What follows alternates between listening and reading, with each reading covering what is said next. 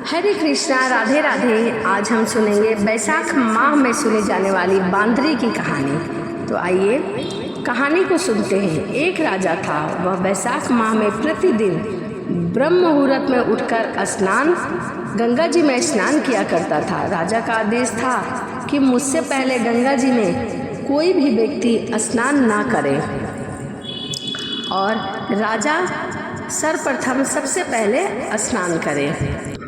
राजा जब गंगा जी में स्नान करने जाते तो गंगा जी का जल प्रतिदिन शांत जल के स्थान पर हिलता डुलता रहता, यानी कि जल में हलचल होती दिखाई पड़ती थी। तो राजा को संदेह होता था कि निश्चय ही मुझसे पहले कोई और है जो प्रतिदिन गंगा जी में आके स्नान कर जाता है। राजा ने नदी के तट पर पहरेदार बिठा दिया। गंगा जी के तट पर एक वृक्ष था, उस पर एक बंदरिया रहा करती थी। वह प्रतिदिन राजा के स्नान करने से पूर्व स्नान करके वृक्ष पर चढ़कर बैठ जाती थी। वह बैसाख माह में प्रतिदिन ब्रह्म मुहूर्त में उठकर स्नान करती थी और राजा के स्नान करने से ही पहले वह स्नान कर लिया करती थी और वह अपने स्थान पर, यानी कि जहाँ रहती थी जिस वृक्ष पे, वहाँ जाकर वह बैठ जाया करती थी। इस प्रकार होते होते पूरा बैसाख माह व्यतीत हो गया, किंतु अंतिम दिन राजा ने पहरेदार ने यह देख लिया कि उस बंदरिया को पकड़कर राजा के पास ले गए और कहा कि यह बंदरिया वही है जो आपके स्नान से पूर्व प्रतिदिन गंगा जी में स्नान करती है। उधर राजा की प्रतिज्ञा थी कि यदि कोई स्त्री मुझसे पूर्व स्नान करती होगी तो मैं उससे विवाह अवश्य करूँगा। इसलिए राजा को बंदरिया के साथ विवाह करना पड़ा। बैसाख स्नान के पुण्य से बंदरिया के गर्भ ठहर गया। 9 माह पूर्ण बंदरिया ने राजा से पूछा कि शिशु जन्म के समय मुझे क्या करना चाहिए। तब राजा ने महल में एक घंटी लगवा दी और बंदरिया से कहा कि जब तुम्हें दर्द हो तो इसे बजा देना, मैं संपूर्ण प्रबंध करा दूंगा। राजा भी अन्य रानियां भी थी जिनके कोई भी संतान नहीं थी, अतः बंदरिया का यह समाचार जानकर सभी रानियां मन ही मन ईर्ष्या करने लगी और भावी संतान का नाश करने हेतु विभिन्न योजनाएं बनाने लगी। घंटी लगी देखकर एक रानी ने बंदरिया से इसका कारण पूछा। बंदरिया ने संपूर्ण वृत्तांत बता दिया। रानी ने उसे बहकाया कि एक बार घंटी बजाकर तो देख कि राजा आते हैं या नहीं। बंदरिया ने घंटी बजाई तो राजा दौड़े दौड़े महल में आए और घंटी बजाने का कारण पूछा। इस पर बंदरिया ने उत्तर दिया कि मैंने तो रानी के कहने पर घंटी बजाई थी। तब रानी ने राजा से कहा कि यह तो पशु है, न जाने कितनी बार घंटी बजाएगी। इस प्रकार कहकर उन्होंने घंटी को हटवा दिया। कुछ दिनों बाद बंदरिया ने शिशु के जन्म का समय आ गया तो उसने अन्य रानियों से पूछा कि मैं क्या करूं। तब रानियों ने कहा कि तुम आंखों पर पट्टी बांधकर सो जाओ और बंदरिया के बैसाख माह के स्नान के पुण्य प्रताप से बंदरिया ने एक बहुत ही सुंदर पुत्र को जन्म दिया। शिशु के जन्म होते ही उसके रोने से पूर्व ही रानिया ने उसे एक टोकरी में रखकर दासी को दे दिया और आदेश दिया कि इसे नदी में बहाकर आ जाओ और शिशु के स्थान पर पत्थर रख देना। राजा को भी कहला देना कि बंदरिया ने एक पत्थर को जन्म दिया है। राजा ने सुना तो उन्होंने भी संतोष कर लिया कि जब दूसरी रानियों ने संतान का सुख नहीं दिया तो यह तो बंदरिया है, अर्थात पशु है, इससे क्या संतान होगा, इससे मुझे क्या संतान सुख का अनुभव होगा, सुख की प्राप्ति होगी। राजा ऐसा मन में विचार कर रहे थे। उधर दासी ने उस सुंदर शिशु को नदी में न बहाकर कुम्हार के यहाँ रख दिया। दूसरे दिन कुम्हारी ने आए तो वह एक सुंदर शिशु को रोते हुए देखा। कुम्हार और कुम्हारी भी निसंतान थे, अतः उन्होंने उस शिशु को अपने भेजी गई भगवान की भेंट समझकर बड़े प्रेम से शिशु का लालन पालन करने लगे। कुछ बड़ा होने पर उस बालक को यह ज्ञात हो गया कि वह रानी बंदरिया का पुत्र है, जिसको रानियों ने मरवाना चाहा था। इसी वजह से उसे फेंकने के लिए कहा था। उधर एक दिन वह बालक कुम्हार के बनाए हुए मिट्टी के हाथी घोड़े लेकर पनघट पर जा बैठा और दासियों को देखकर कहने लगा, आओ मेरे मिट्टी के हाथी घोड़े पानी पियो। जब दासियों ने यह बात सुनी तो वह हंसने लगी, बोली, अरे मूर्ख, कभी मिट्टी के हाथी घोड़े भी पानी पीते हैं।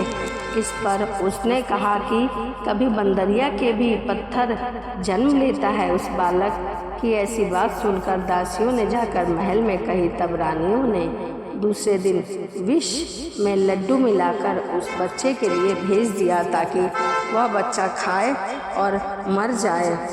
उसे मारने के लिए रानियां कई तरह की युक्तियां करने लग गईं, पर ईश्वर की कृपा से लड्डू गोंद और बादाम के हो गए। उन लड्डुओं को खाने से उस लड़के की मृत्यु नहीं हुई। यह समाचार दासी ने रानी को कहा और रानी ने राजा से कहकर कुम्हार को देश से निकलवा दिया। कुम्हार वन में रहने लगा। इसके पश्चात जब अगले वर्ष चैत्र माह में माता गौरी के पूजन का दिन आया तो वह बंदरिया का पुत्र 108 करवे और 108 गोली लेकर तथा घड़े में पानी भरकर बगीचे के बाहर बैठ गया। उधर राजा की और साहूकार की पुत्रियां गणगौर बनाने के लिए मिट्टी लेने आई और बगीचे में खेलने और झूला झूलने लगी। इस कारण कुछ समय बाद प्यास लगी, तब उन्होंने उस बंदरिया के पुत्र से जल पिलाने के लिए कहा तो उस युवक ने उत्तर दिया कि मेरे पास एक गोली है, उसे खाती जाओ और मेरे चारों ओर फेरे लगाती जाओ और फिर मैं तुम्हें जल पिलाऊंगा। इस पर पहले तो कन्याओं ने मना किया, किंतु प्यास तीव्र होने के कारण मान गई। इस प्रकार गोली खाने एवं युवक के साथ फेरे लेने से वह गर्भवती हो गई। बाद में जब उसके माता पिता को यह वृत्तांत ज्ञात हुआ तो वह सभी कुम्हार के पास गए और संपूर्ण वृत्तांत सुनाया तथा कहा कि यह तेरे पुत्र ने हमारी इन कन्याओं से विवाह किया है, अब तू उन्हें अपने घर ले जा। तब कुम्हार ने निर्धन होने के कारण असमर्थता व्यतीत की और कन्याओं को माता पिता ने बहुत सारा धन देकर अपनी कन्याओं को कुम्हार के घर विदा किया और कुम्हार के घर 108 बहुएं आ गई और कालांतर में उसने 108 ही पोते हुए। सभी कन्याओं से एक एक पुत्र की प्राप्ति हुई। इसके पश्चात एक दिन कुम्हार के पुत्र ने अपने पिता से कहा कि 108 बहुएं और 108 पोते हैं, अतः हम समस्त नगरी को भोजन हेतु निमंत्रण देते हैं। कुम्हार ने राजा के महल में भी भोज का बुलावा दिया। राजा ने कहा, यहाँ रानी बंदरिया के अतिरिक्त सब भोजन हेतु पधारे। तब राजकुमार राजा की आज्ञा लेकर बंदरिया को भी रथ पर बैठाकर पालकी लेकर आया और उसे ऊंची सभा में स्वर्ण आसन पर उसे बिठाया। राजकुमार ने अपनी सभी पत्नियों को समझा दिया था कि बंदरिया मुझे जन्म देने वाली माता है अथवा मेरी माता बंदरिया ही है जिसने मुझे जन्म दिया था।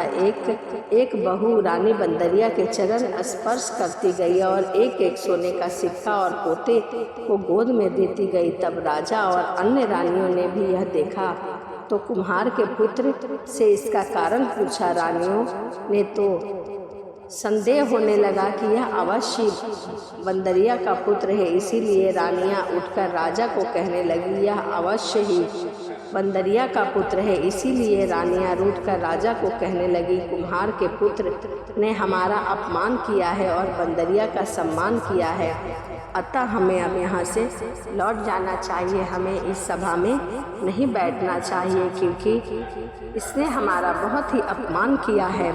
इधर राजा को पुत्र के जन्म का संपूर्ण रहस्य ज्ञात हो गया था, इसीलिए उन्होंने रानियों को देश से निकलवा दिया और सभी पुत्र वधुओं एवं पुत्रों को लेकर महल में गया। राजकुमार का राज तिलक हुआ। कुम्हार कुम्हारिन को राजकुमार ने महल में रहने के लिए निवेदन किया, किंतु वह नहीं माने। तब राजा ने उन्हें ढेर सारा धन दिया। अतः बैसाख स्नान का इतना महत्व है तो सबको बैसाख स्नान करना चाहिए। बंदरिया ने बैसाख स्नान किया तो उसे राजा का राज्य, पौत्र आदि प्राप्त हुए। हे ईश्वर, जैसे बंदरिया को बैसाख मास का पुण्य मिला।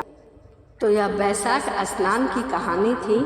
तो चलिए वीडियो को यहीं समाप्त करते हैं और मिलते हैं अगली वीडियो में। यदि वीडियो आपको अच्छी लगी हो तो चैनल को सब्सक्राइब और लाइक करना ना भूलिए। तो चलिए मिलते हैं अगली वीडियो में। राधे राधे, जय श्रीमन नारायण।